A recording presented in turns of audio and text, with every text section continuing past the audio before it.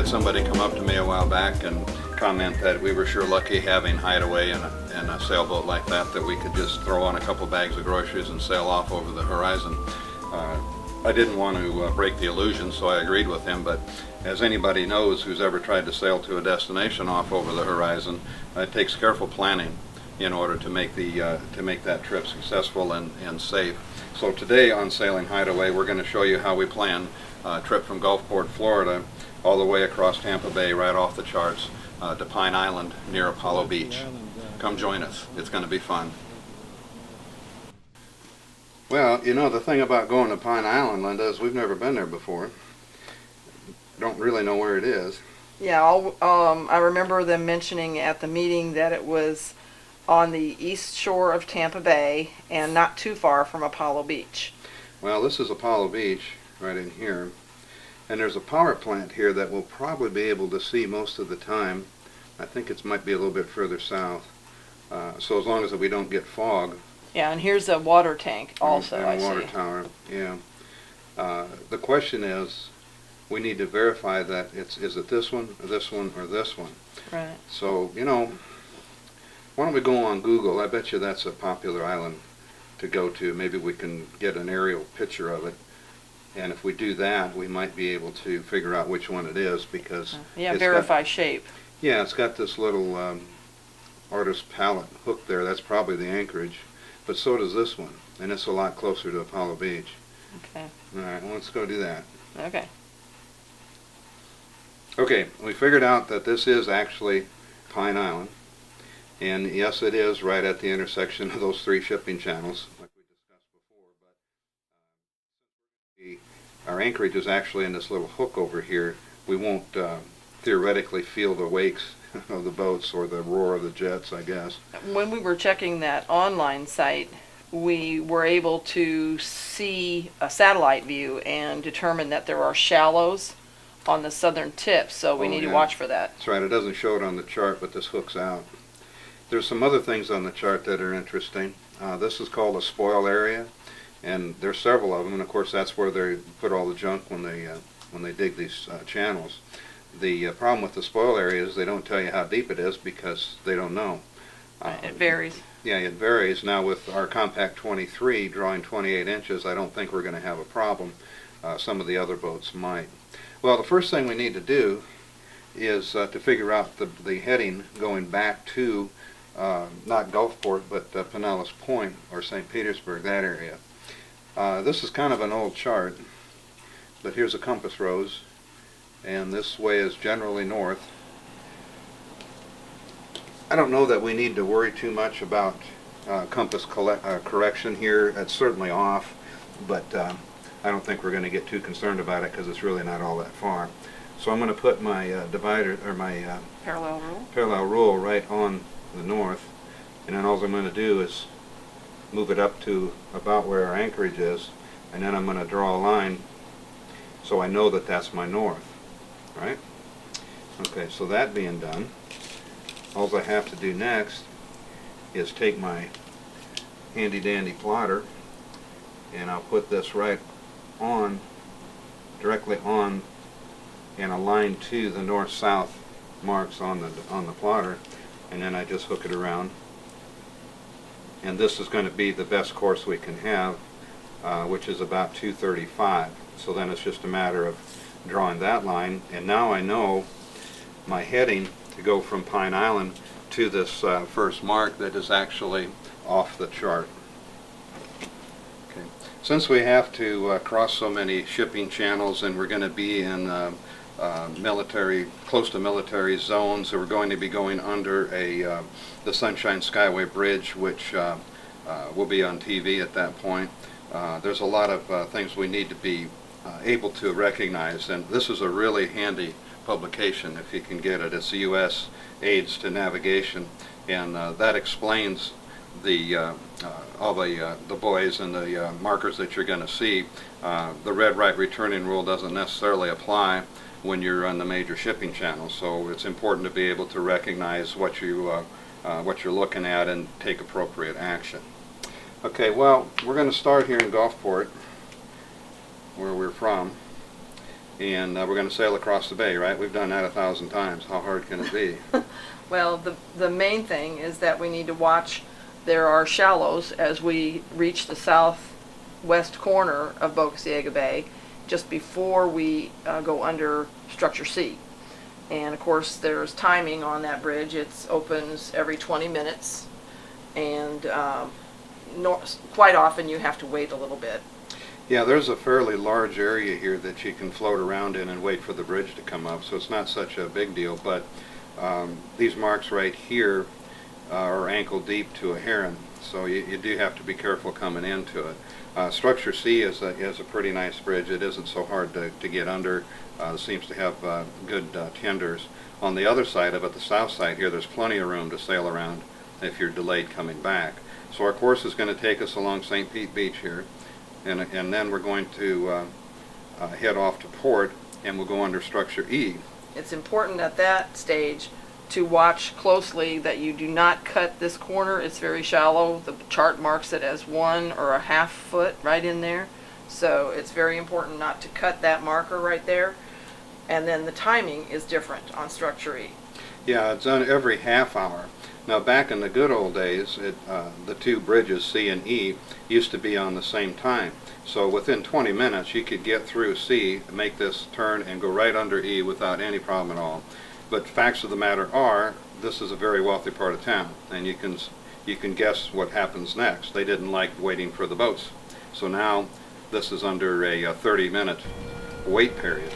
Adding to the difficulty is strong currents that run through this channel, as well as the winds, which see on this, normally they'll come up from the southwest, so it's constantly trying to blow you over into this area.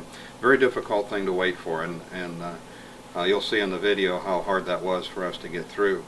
Once we survive that, you really have to hug this channel, because Yes. there's not a lot of depth on either side. Exactly. You've got, again, shallows of half foot and 1 foot on one side, and then the other side is barely 3 foot. So the channel's very important. It is not perfectly straight, but you just watch your markers, keep stay between the markers, and head towards the bridge opening. This one is not a movable bridge, so you sail under it. You do not have to wait. Yeah, there's an intersection here that's interesting. This is called the ditch, or the swash channel, that runs along the Sunshine Skyway. And it's very heavily trafficked by boats. And then they're going in here to the southern part of St. Petersburg, where there's an Anchorage and the various things here. You've got all kinds of boats. You've got commercial boats, you've got tugs, you've got recreation boats, you've got tons of fishing boats and things like that. Of course, there's no lighted intersections on the water. So trying to get through this area in a slow-moving sailboat can really get to be a trying time, not to mention battling huge wakes from these things. But this is the Sunshine Skyway, the approach to it. This is called the Misner Bridge, and that used to be a drawbridge, but they have since changed it, and we'll be able to fit under that with no problem at all. Then it's just a matter of shooting across the bay to Pinellas Point. At this particular juncture, there's a well-known and well-marked course, and we've already got that in our GPS. So from this point, we just hook onto our previously plotted course, and we know that if we can sail on if we can maintain this heading all the way through, it's about 50, I think it was, we're gonna head directly to our location. It's important to have that, because if for some reason we have to tack away because of wind, we know from our GPS that once the arrow starts pointing 90 degrees back to our course, then we can tack. So it's very important to have it just for that reason. We don't rely completely on the charts, but we don't rely completely on the GPS either. This part, I thought, was very confusing, and I still have to stop and think about it. Matt is more experienced and more well-versed with the navigation and the plotting of the course, and when I stood back and thought about it, I realized that, oh yes, of course, if you don't follow that plotted path, then if you're taking maybe 10 degrees more to the north, you know that at some point you have to correct and go back. You will not be following that course perfectly all the time, even though you might like to, because the wind doesn't always agree with what we have in mind. Yeah, and that's an important feature because knowing where you're supposed to be versus where you are is critical to not wandering around on the wrong side of the bay. So we're all set on our chart. Now we've got all of the course plans plotted on our chart, but we go another step because we found over the time that we tend to forget things. And sometimes when you're out there smashing and bashing away, getting wet and all that, you really need to be able to pull out a sheet of paper and that has all of the information you need to chart. That's on the chart. So in this case, this is our cruise to Pine Island. This is the course plan that's Saturday morning outbound. Now we've got another one that says Sunday morning inbound, which is the courses are all reversed. We've got a rough idea of what the weather's going to be, the wind direction, and roughly what time it is. The estimated wind speeds are here. Of course, they're not necessarily accurate, but it does give you a rough idea of what it was. Notes about each particular part of the journey. This one says motor sail to make the bridge opening, so we don't have to wait too long. So this is something we found to be very helpful because, you know, especially coming back, don't you think? Yes, definitely. And it helped me feel more comfortable with what we needed to do and when we needed to do it, because we could see, at least on the predicted weather, that the winds would be light midday, and they were going to be picking up towards morning on Sunday, and throughout the day on Sunday continuing to pick up until very late. Well, and changing direction on Sunday Exactly, too. changing direction, which was a big thing. We wanted to make sure that we could get started so that we could sail and make headways based on the wind that we were expecting. Yeah, this book has, it's not really a log book, but it kind of does that job. This happens to be the tides for that period of time that we're going to be out, and it's graphic. I'm not going to try to figure out numbers and the military time and all that junk. All I care about is which way it's flowing and when is it going to be the worst. So these are just kind of little things we do to help keep our heads on straight. The other thing that you might have a problem with is being able to read all this stuff, and even though we've got glasses, you need one of those, because this thing will is a lot easier to read than trying to read through dirty glasses that are salt encrusted. Okay, so we've got this part of the plan is pretty well done. We know where we're going, we've got it charted, we know that we're going to rely on our GPS as well as our charts. We know too that as long as it's a reasonably clear day, we'll be able to see the power plant on the other side of the bay, so that'll be a big help.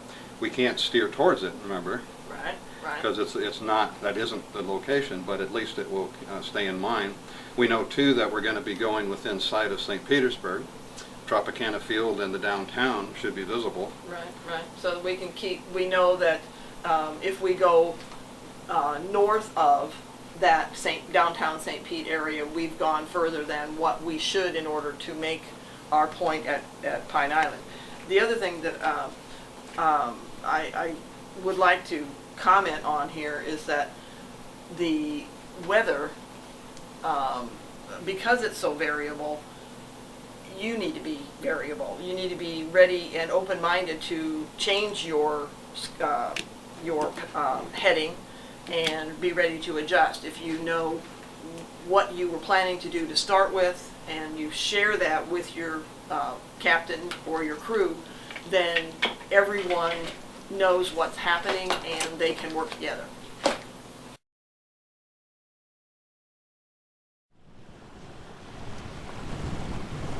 Well, today we're on a club cruise. We're headed across Boca Ciega Bay. We'll be going under Structure C, Structure E, and the Misner, and then going right out into the Tampa Bay and diagonally across to Apollo Beach at Pine Island. We've been sailing so far like a scalded cat, doing well over 6 knots. However, we're going to be turning into, after we do underneath sea, it's going to may slow us down a little bit. So this is a weekend cruise with our sailing club. There's probably a dozen or so boats going with us this time, so hopefully we won't be the last one.